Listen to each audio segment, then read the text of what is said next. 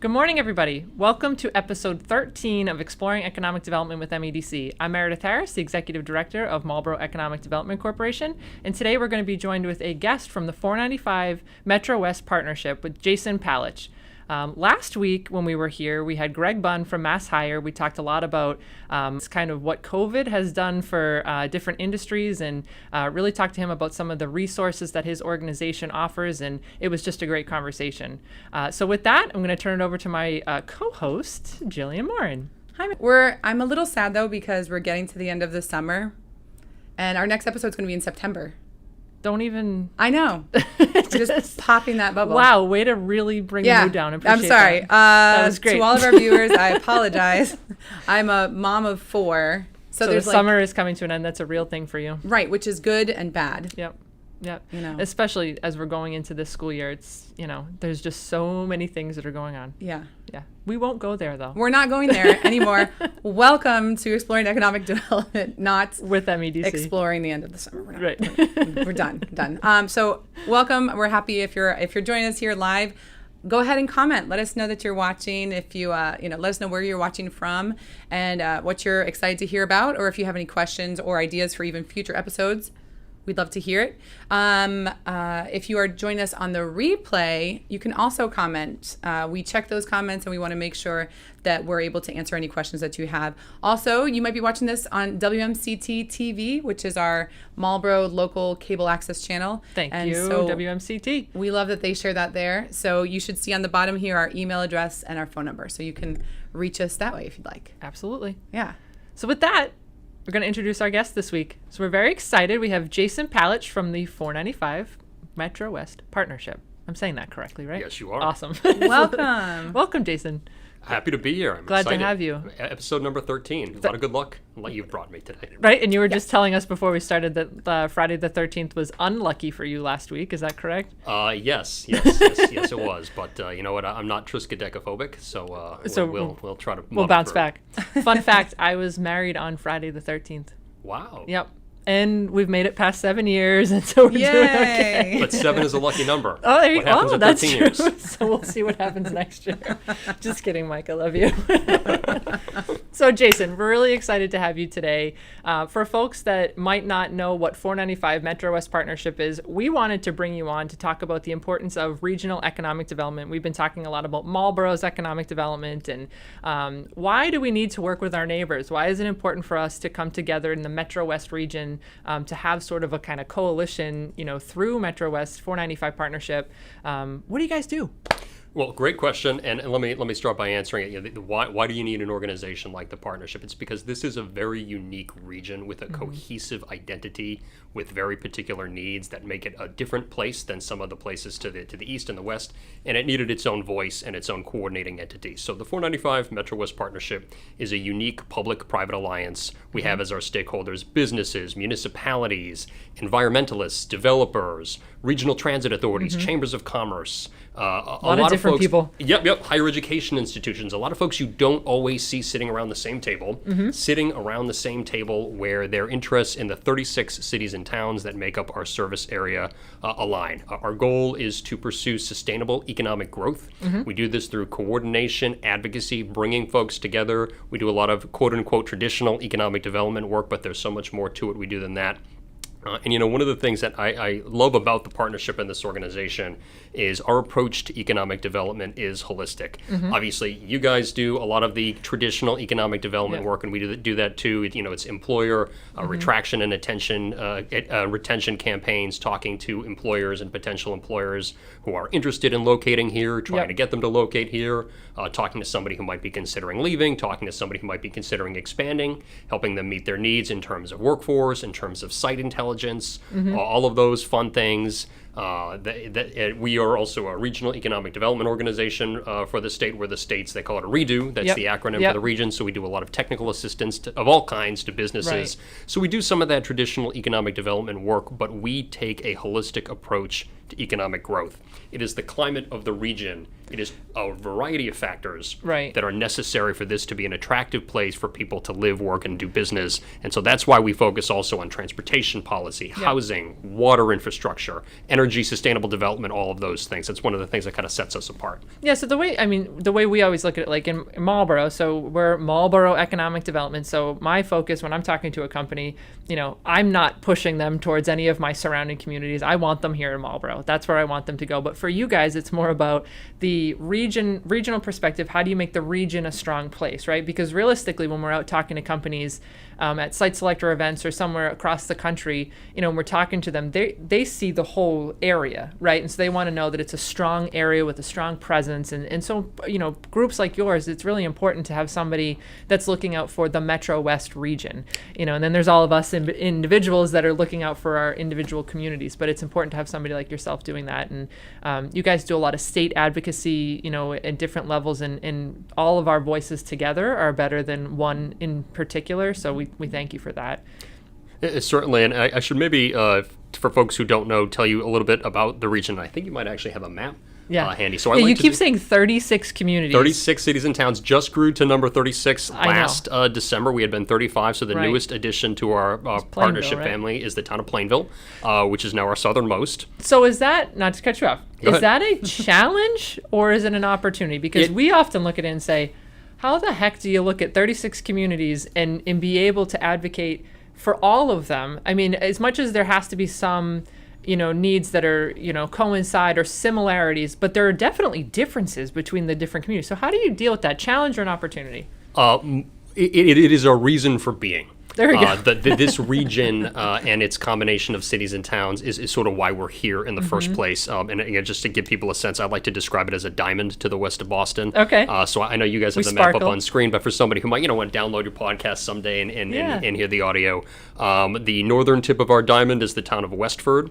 We slide down to the west. The western tip is Shrewsbury and Grafton. Now down to the southeast. So Plainville, our newest community, is our southernmost. So Plainville, Rentham, Foxborough at the south. Go up to Natick and Wayland on the east, and then we angle back up to Westford. This region is about 1 in 10 jobs in the Commonwealth, 1 in 10 payroll dollars, growing faster than the rest of the state is. I'll dive into our census figures later. I was very excited that the Census Bureau released local data. Was like we won't Christmas call you a morning. dork, Jason, I promise. But this is a region of tremendous economic import to Massachusetts. But one of the sort of the genesis of the partnership in the first place, the organization is about 20 years old. One of the reasons for the creation of the partnership is that you look at this region, cities have mayors who can speak for them. Western Massachusetts and the Cape are very, very well-defined regions and have been for centuries. And it's easy to understand who they are, what their needs are. This region has really sort of come into its own in the last 2 generations, especially the last 30 years, with a lot of economic growth along the 495 corridor.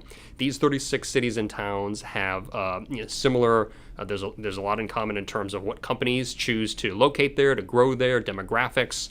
But this region, despite all of its needs, didn't really have a voice. So it sits at the edge of all of these other boundaries. We're 3 counties. There are 4 different congressional districts, multiple chambers of commerce. All of our chambers do fantastic work, but they tend to have geographically smaller areas, multiple regional transit authorities, most of which were at the western edge of, different river watersheds, things like that. And there wasn't really that cohesive identity, that cohesive voice that could speak for this region and deal with all of those jurisdictional boundaries. And setting aside the jurisdictional boundaries, too, just from kind of a mental place, we're Metro Boston, but we're not immediate Boston. We're closer to Worcester, but it's not central Mass. So really there was that lack of voice prior to the partnership to speak for this region and its unique needs. So in terms of, I don't see the region as a challenge. I guess I see it more of an advantage, but the answer to your question is it's who we are in the first place. And the number one advantage, and I could go on for hours about the advantages to this region, the number one advantage to this region is its people.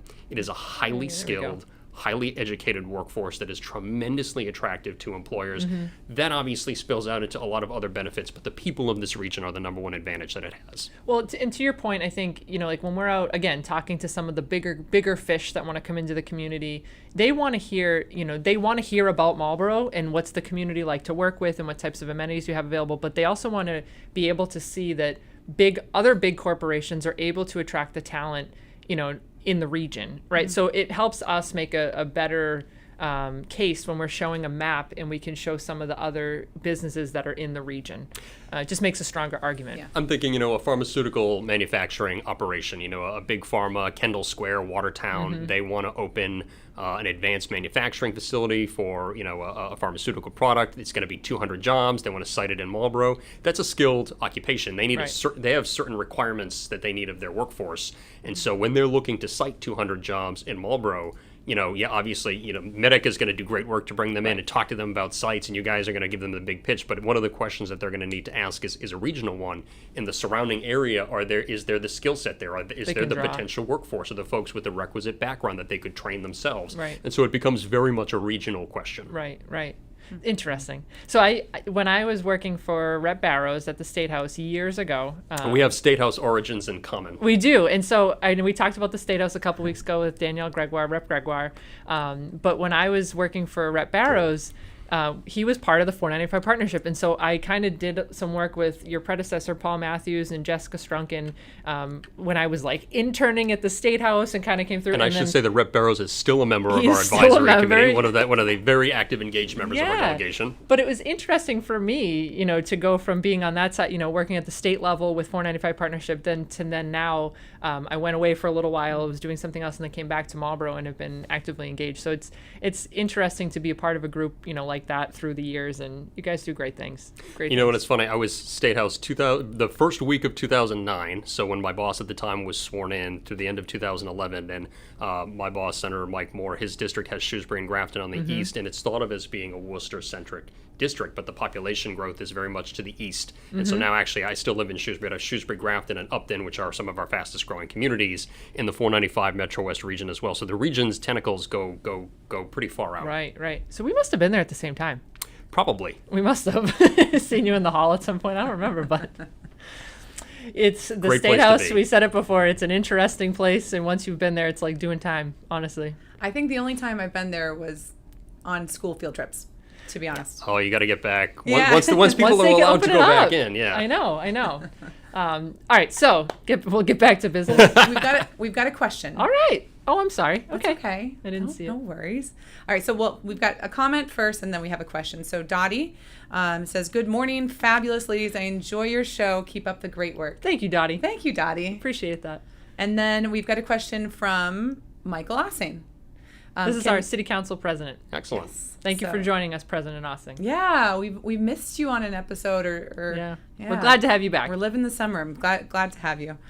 So Michael says, President Ossing says, "Can Jason provide an example of how the 495 partnership has improved the Marlborough economy?"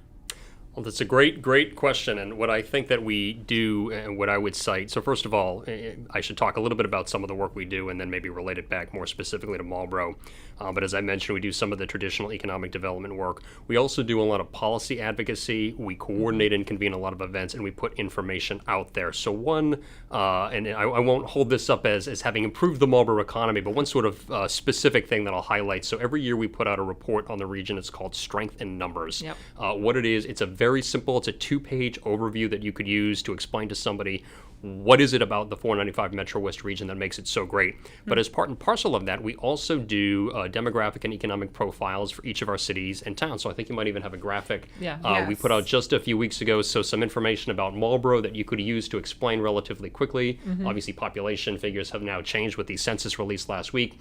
But there's information you can use relatively quickly to communicate to somebody who's interested in citing or locating. Yeah, we do. We rely on this data a lot, and you can get a lot of different sets of data from a lot of different groups, but we tend to go to the 495 partnership. We use this stuff a lot.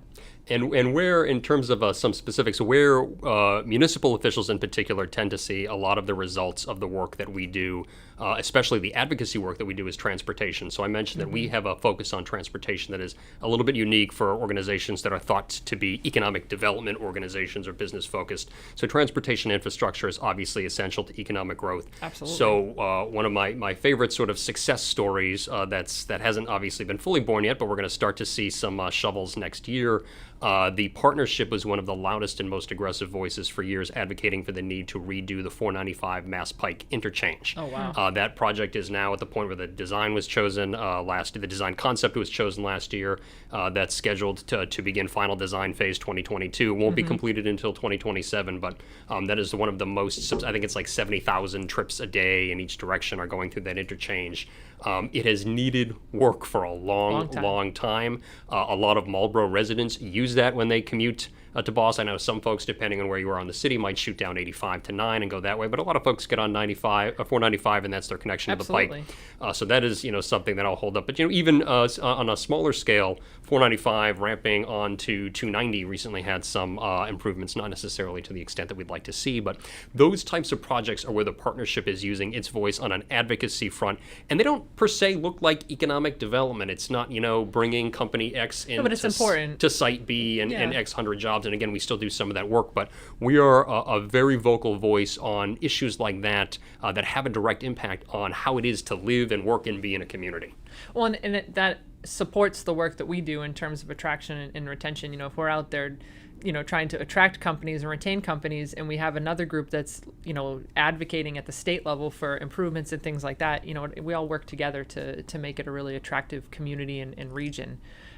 So speaking of state advocacy, what does that look like? I know that there is pre-pandemic advocacy, what that looked like. The State House is still closed, I think. So what does it look like for you, Jason? I know you and Greg, who was our guest last week, you guys kind of started doing some virtual discussions and things like that. Everybody was forced to pivot. How did you guys do that? Well, let me there's how we do the advocacy and what we're advocating on. So the partnership maintains 4 issue-focused committees. Committee is kind of a misnomer. You hear the word committee and you think, you've got to be a member of a committee. There are committee meetings and events. They're actually open to any interested participant, whether you're an investor company in the partnership, a municipal official, or just an interested local resident.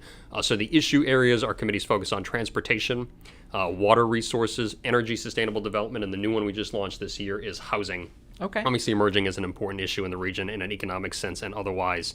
We're going to be launching the fall schedule for our committees in the coming weeks. Very excited about that. But it's through these committees that we will hear guest speakers, presentations, and that will be everything from, we'll have Mass DOT come and talk about a project that they're doing or changes to the commuter rail schedule. Our Energy and Sustainable Development and our Water Resources Committee jointly hosted this past spring Secretary Theo Harides from Energy and Environmental Affairs to talk about the new climate bill. Obviously, the state passed massive new climate legislation. It impacts businesses, it impacts cities and towns. So to have the Secretary come and be able not only to do a presentation, but also to take a Q&A, our stakeholders found. So we do a lot of information and discussions there, but from there, it will sometimes get to the level of our board of directors taking a policy position, which we'll advocate on. There are some issues where the partnership has long been on the record for a long time. We're strong supporters of increased funding to our regional transit authorities. We're strong supporters of increased investment in commuter rail service. Things like that we've been on the record on for a long time. But in terms of what that advocacy actually looks like, obviously I do miss the days where you could wander into the State House and wander around. And by the way, there was like 3 or 4 State House staffers, mostly women who have been working in the building for 30 years, and you talk to them for 5 minutes and then you know everything. I do miss that. What was the woman's name? She worked for the speaker for so long. Everybody knew her. I can't think of her name. Probably shouldn't get into who knew what and who told people No, what. but there was a woman. There was this. To your point, it's almost like the Karen Booley's of Marlborough. She's been there forever, and she worked with every single speaker. But if you needed to know anything or how to get something done or who, she knew everything. I just can't remember her name. Are you talking about our very own Linda Martin? I know. Here Well, that's what I mean. MEDC? Like sometimes there's like the staple person that you just know if you have a question, they're going to know the answer to it. But anyways, I'm sorry. No, certainly, and I miss that. But one thing I do want to say about advocacy, and you alluded to this earlier, we talked about rep barrels briefly. So a lot of groups that do advocacy advocate to policymakers. The partnership, another thing that makes us a little bit unique is that we have policymakers around our table. Members of the state legislative delegation for the region are actually acknowledged stakeholders of the partnership. That actually goes all the way back to the founding of the organization, sort of the early conversations around the founding of the 495 MetroWest partnership go back to the late Ambassador Richard Egan, who was the president of EMC, who worked with former State Senator Dave Magnani of Framingham, and the two of them partnered partnering up with sort of the early genesis that eventually led to the creation of the 495 MetroWest partnership, but we have the delegation as stakeholders. We're not just advocating to them. They serve on our advisory committee. They're around our table. We're actively engaging with them on issues. So it's not just, let's talk to businesses, municipal government. They're part of the conversation. Exactly. And then go separately tell the legislators what they said. They're sitting at the table. They're part of the conversation. It's a multi-way dialogue that we think really enhances our ability to speak for the region. All right, so let's delve a little bit into, you're talking about your board, and what does that look like? It's public-private, so you have investors. I know it's your favorite board that you serve on, right? It absolutely is. Absolutely.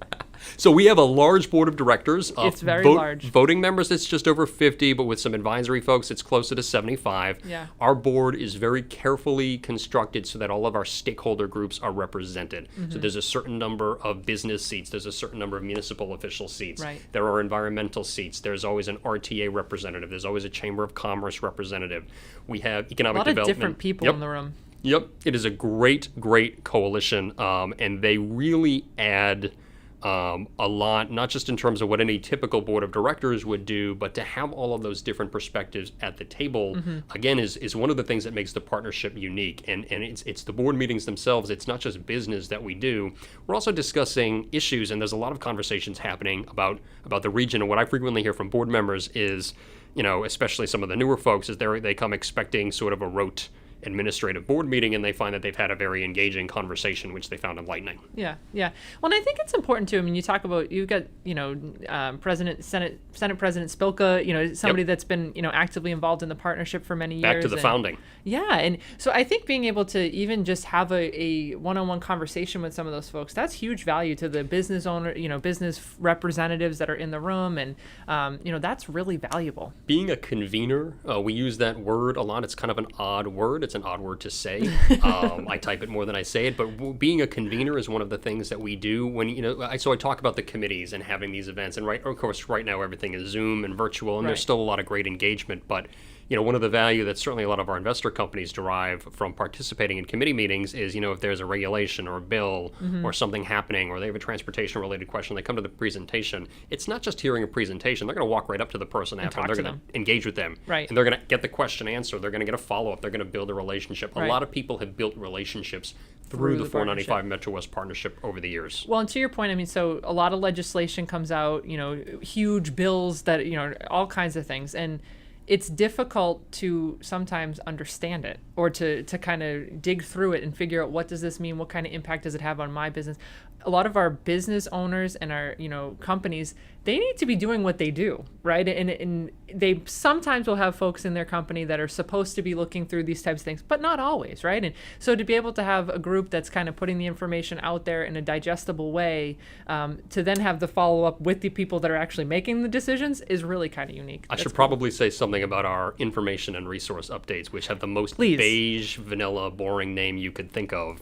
But it's one of those things, I don't want to say it was an accident, but it's one of those things that was, it started off one way, and it's become sort of a defining feature of us for a lot of people. So during the pandemic, and just by way of, I started in this job at the end of January 2020. Yeah, that was difficult. So, all right, Jill, just so you understand this. So Paul Matthews was the head of the 495 partnership for how many years? 15 years. 15 or so. Again, I worked with him when I was at the State House, and then when I came to Marlborough.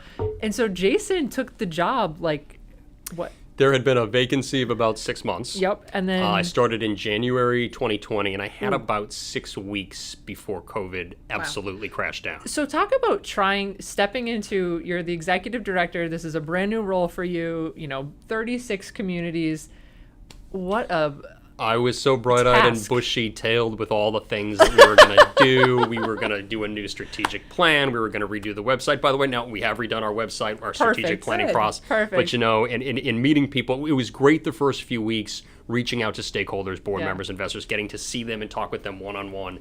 And then I would say probably about a month in, I remember kind of chuckling to myself, the entire organization, I have one full-time staff member, and we have a co-op student from Northeastern, kind of chuckling to myself, we're a small group, I need to put into place a co-op, COVID protocol. Our first COVID protocol in the end of February was I bought a couple of things of Clorox. And it was we're going to probably have to do some sanitizing. We're going to have to figure this out. 2 weeks later, dealing with COVID had become everything and anything.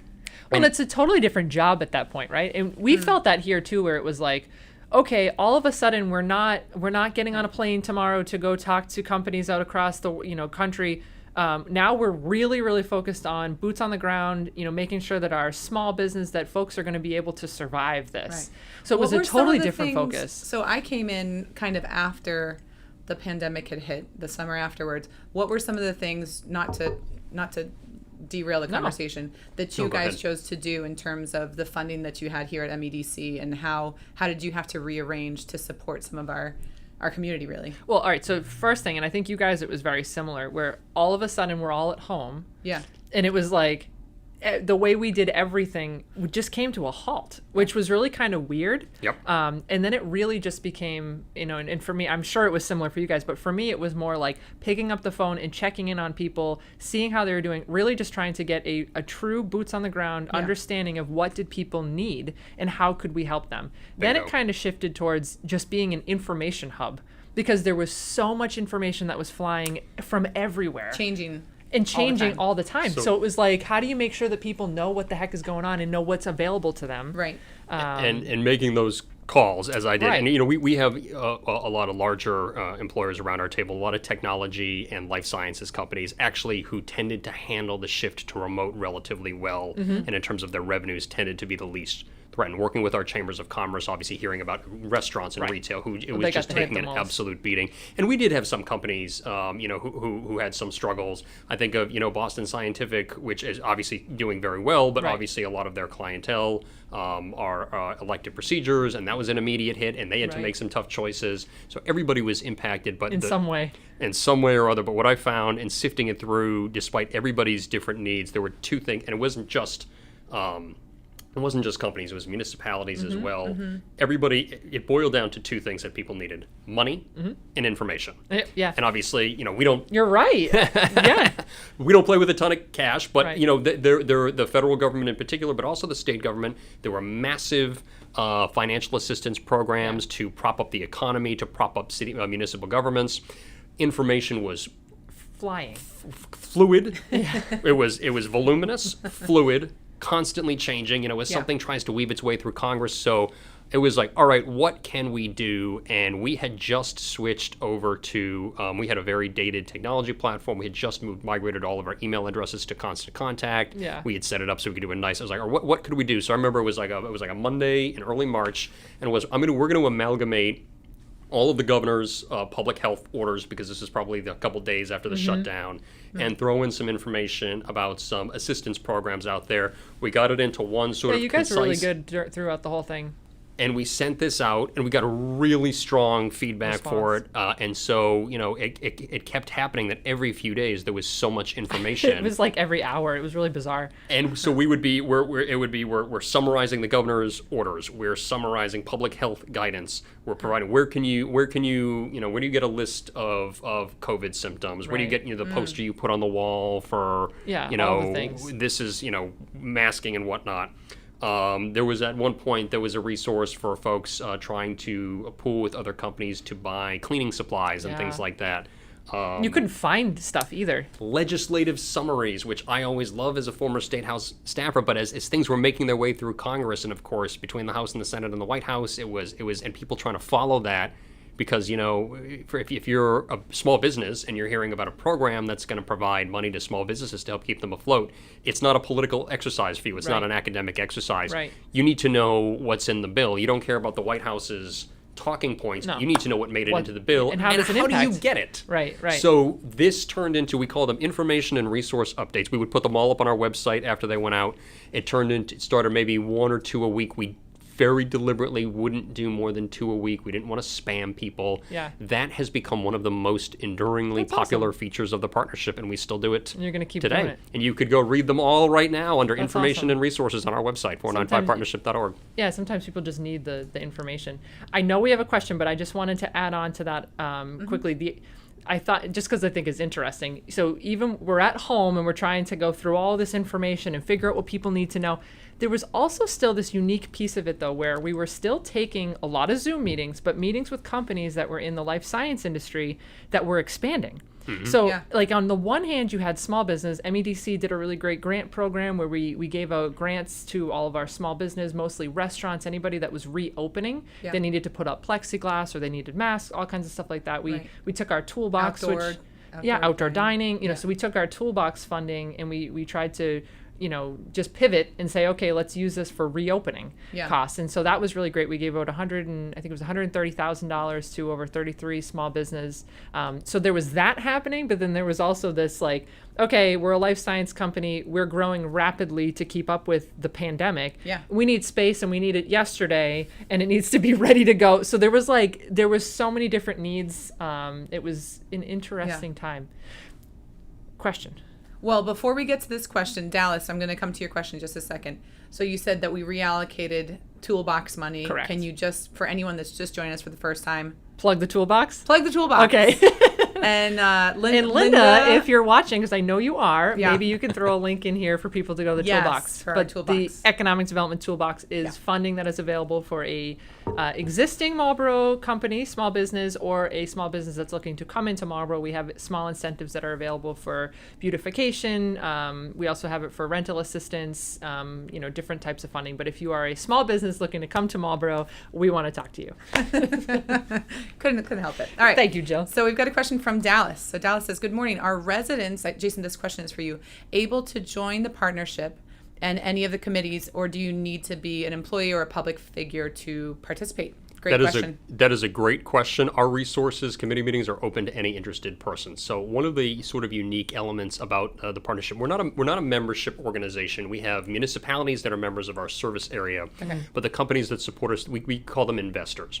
We're not and certainly there's benefits to being an investor, which we spell out on our website, but we're not a membership organization. Our events, meetings are open to any interested person. The information and resource email updates, that's a public resource we provide. Actually, any interested person interested in signing up to be on our email list, you go to 495partnership.org, click join our email list. You can start receiving those as well. And like I said, you can even go back and read all of the materials on our site. We are one of the consequences of being the unique alliance that we are. We're not just a business group. We're an alliance of businesses, local governments, some nonprofit organizations. We're not a pay-to-play organization. Yeah. Okay. And again, if you're an investor in the company, there are certain benefits to investing, but to benefit from the advocacy that we do, to have access to the programming we put on, the information we put out, it's open to any interested person. We're not a pay-to-play organization. Yeah. So how do you go about choosing your board members per se? So as I mentioned a little bit, our board members are balanced by stakeholder groups. So there's a certain number of business seats, and we do prioritize investors for seats on the board of directors, but there's also municipal officials, there are representatives of higher education organizations, there are representatives from environmental groups, there's a chamber representative, there's an RTA representative. So a lot of different folks. Built into our bylaws, which we recently revised thanks to a very hard-working bylaws review task force on which Meredith Harris do we need to get participated. I was on this one. She had said no to being on the executive committee, so then she couldn't say no to doing this. So she had a lot of fun. So they're a lot cleaner thanks to Meredith's hard work. Let's not talk about it. I know. Baked right into our bylaws is actually this very unique board structure, so where we make sure that stakeholders are evenly represented. That's awesome. Wonderful. All right, so believe it or not, we're bumping up against time. Oh, wow. I know, but I did want to ask you, we have one fun question we're going to ask you before you leave, but also, just in a couple of words, couple sentences, how does the 495 Partnership approach economic development? What's your approach on that? We take a holistic approach to economic development. We are working to create a climate and an environment that supports sustainable economic growth. And what do I mean by that? We need good housing stock. We need reliable transportation infrastructure. We need to do something about aging water infrastructure all through our 36 cities and towns. In addition to recruiting companies to come in, supporting companies who are already here or might be considering leaving, or helping those who are considering expanding. We need to make sure that this is the place that businesses want to be, because there's a highly skilled workforce, because there's a lot of transportation options. There's a lot of highway access. I mentioned the diamond. On each tip of the diamond is an airport, whether you're Logan, Manchester, awesome. Worcester, or TF Green. There's a lot of rail infrastructure as well. But to make this the place that businesses want to be, we need to take that holistic look at all of those various topic areas that make a region a place where people want to live and where companies find the people that they want to hire to do what they want to put out. Yeah. I say all the time, we do outreach to companies, part of our, business outreach program with the mayor's office. And the number one thing we hear from companies is it's all about the employees. Yeah. Yep. If I can find the workforce, I'm not going anywhere. And so we oftentimes we think we're going to go out to the company and, what's your, I don't want to say complaint, but is there something we could be doing better? And it's never about taxes or, infrastructure. It's always about the employees. TIFs, the question of TIFs come up a lot. I like to tell people, sometimes an important tool depending on the municipality, but if it's not the main driver. Exactly. If taxes, if TIFs and funding mechanisms were all it was, companies would be locating to the cheapest community, Right. and that's where you'd see all the That's not economic what growth. they're- That's right. not what you see, and there's a reason for that. Right. All right. So we'll end on a light note, right? We like to do that. But you're a big foodie. I am. I forget that you follow me on Instagram. I do follow you on Instagram. He's a big foodie, which I love. We both often are at Rocco's Donuts, which is in Westboro. Maybe we can get them to come to Marlborough at some point. But, I see that you're there. You're often in the region going to Often different there. restaurants, trying different things out. If you were in Marlborough, like say it's like a Friday night or something, where would you go? Almost like our game. Where would you go? So I have this is an easy one for me because I have a long-standing love with Linguini's on Route All 20 West near the right. Northborough Shout out line. So Linguini's. I live in Shrewsbury now. I grew up in Shrewsbury going all the way back to childhood. And it's actually a little bit of a hike. It's like an 18, 19, 20-minute drive. But it's worth it. I will go all the way to Linguini's. I get half sausage, half anchovy. I'm probably the only person On a who orders pizza? that. Yes. All right. I'm probably the only person who orders that, but one of my all-time favorite establishments in the world. I think Wow. President Ossing, if he's still watching, he is a big pepperoni pizza fan of Linguini's also. Linguini's. Yeah, I'm pretty sure that him and his wife get it Everything like they every do Saturday or is something. everything they do is fantastic. But also, I think I mentioned to Meredith before we started, when I started this job and the pandemic got in the way. I'm No trying to way, resume really? it. So 36 cities and towns. I'm trying to visit diners for breakfast in That's each of my awesome. 36 cities and towns. So until my heart gives out from all the greasy food that I'm eating, I'm going to keep that project up. And you told us there was one in Marlborough. Jake's right across the street. Jake. And That's if where anybody Jill wants used to to skip throw school. additional diner suggestions into the chat or into the comments, I'd love to take your suggestions. Yeah, I think there's one in Hudson too, Victoria's, that I've always wanted to try, but I haven't been over there yet. There's the 50s Victory Yeah. 50s Diner Ben. That's fantastic. Is That it was good? one of the early ones I went to right near the Rotary in Hudson. Yep. Yeah. Yep. it's See, I great. don't There's venture diners out of everywhere. Marlborough, so I haven't been Oh. there. Panthers eat hawk meat. So There's diners the everywhere. borough. You have to do a little research though, which is why I'm saying for any viewers who want to throw some suggestions in, I'd love to take William them. on you, right? Yep. well, That's President awesome. Ossing did chime in. Absolutely, every Saturday, pepperoni pizza from Linguini's. Don't ask me how I know that. Excellent. And I'm pretty sure one of our staffers tagged Linguini's in this That's post, awesome. as they should. That's awesome. That's awesome. Jason, thank you so much for being here with us today. We really appreciate it and, appreciate the partnership and really the importance of playing nice with your neighbors is important. Yeah. And, you guys are able to help facilitate a lot of those questions and those conversations and keep the data coming because we rely heavily on And the data. that you put congratulations out. to Marlborough from now being of 351 cities and towns, the 37th largest in the Commonwealth. Growth Really? rate of 8.6%, which surpassed the state rate of 7.4% in the last 10 years. Boom. Not only growing faster than the state, just shy of 42,000. You guys will get them past 42 soon, right? No problem. No Not a problem. big deal. Awesome. Jason, thank you again. Thanks and, for having me. To our audience, we will see you not next week, but is it the week after? I don't know. The first Wednesday of September, we will be Yes. back, and we're excited to see you then. Have a great day.